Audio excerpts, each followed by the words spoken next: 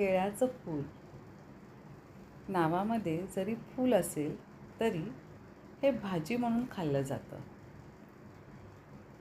अत्यंत पौष्टिक आहे आणि ही भाजी मुलांना, खास करून मुलींना आवर्जून द्यावी. खनिजांनी भरलेल्या केळ्याबद्दल सर्वांनाच माहिती आहे, पण आज आपण त्याच्या फुलाबद्दल ऐकूया. केळीच्या फुलामध्ये फायबर, पोटॅशियम, मॅग्नेशियम, लोह असे बरेच खनिजे आढळतात आणि ही भाजी शिजवून खाल्ली जाते.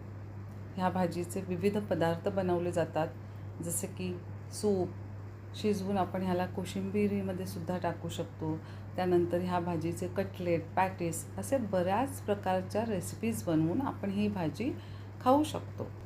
केळफुलामध्ये टॅनिन्स, अँटीऑक्सिडंट्स व इतर असे भरपूर औषधी गुणधर्म असलेले घटक असतात आणि त्यामुळे केळफुलं खाल्ल्यामुळे हृदयविकार किंवा कर्करोग अशा आजारांपासून सुद्धा आपल्याला दूर राहता येतं. केळफुलामुळे आपली पचनशक्ती वाढते.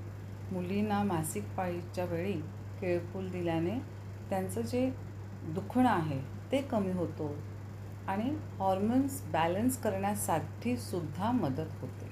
तर असे हे केळफूल आणा, खा, त्याचे विविध पदार्थ बनवा आणि मलासुद्धा बोलवा खायला, बरं का?